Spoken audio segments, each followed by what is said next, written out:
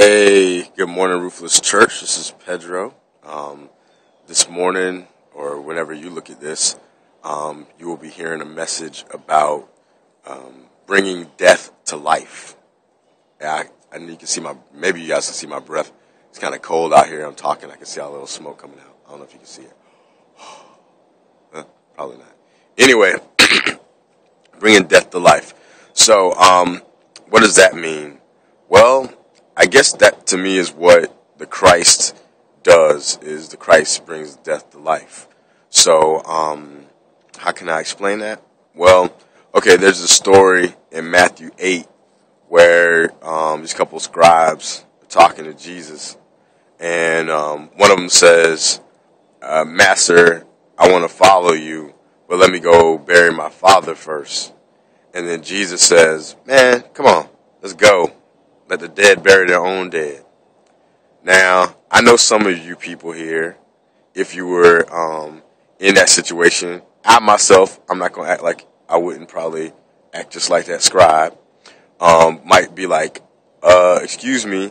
I mean, imagine like you got a job, right? You're working at a company or something like that, and then you tell the boss like, oh, I definitely would love to be at that meeting.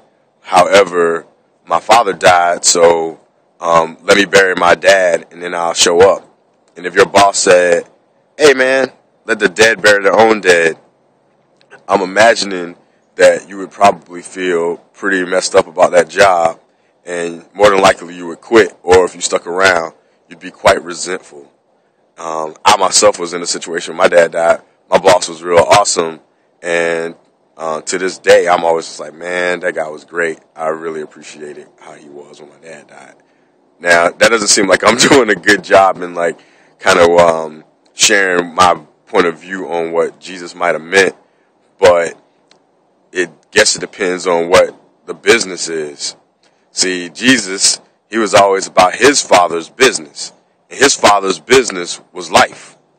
Now, if his father's business was life, that means that anybody who was following him was following life, and anybody who was following not what he was teaching, was following death.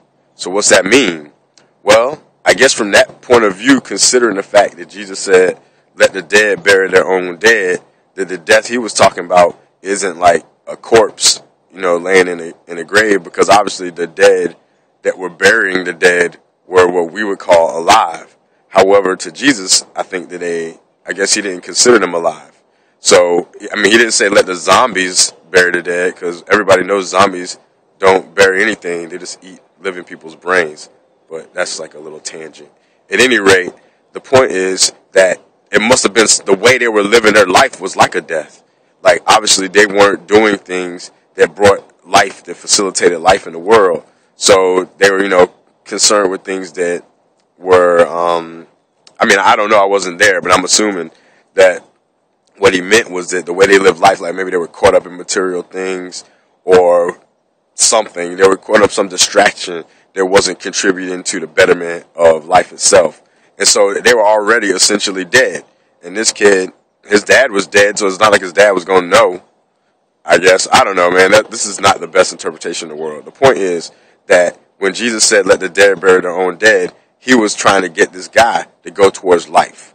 And if we think about our own lives, there's things that we do that when we do them, we feel like, I know I just woke up this morning, so I kind of look like that myself right now. But anyway, we feel like, and then there's things we do that we're like, wow, man, I feel so bright and I feel so excited. And then when we see other people participating in it, we see this joy that starts filling up in ourselves. It's like it perpetuates itself, and people see it in you and they feel it, and it just goes on and on and on.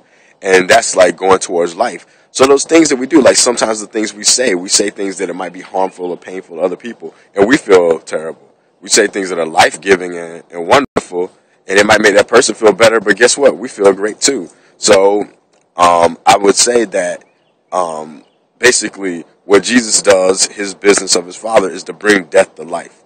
He comes to places where people are feeling like, and he's showing them like hope, showing them other things, other possibilities that they didn't know were there. He's helping them see them as they really are and not as they were told they were by some kind of broken systems and things like that. You know, he was always talking to the people that everybody, all the authorities thought were whack. That's the people he was talking to and hanging out with, because he was showing them they were living some kind of death, and he was saying, hey, man, let's go into life. You know, I want you to have life. I want you to have it abundantly. So at any rate, though this might not be the best interpretation, I hope that you get something out of it. And, you know, go to your parents' funerals. I'm not trying to say don't go to your parents' funerals. What I'm saying is celebrate life, go towards life, bring death to life, because that's what Christ did, and that's what we all can do. It's in all of us to bring death to life. And I hope that no matter how whack my interpretation is, I hope that somewhere in there, if there's some death in you, there's something I said, share some life. All right.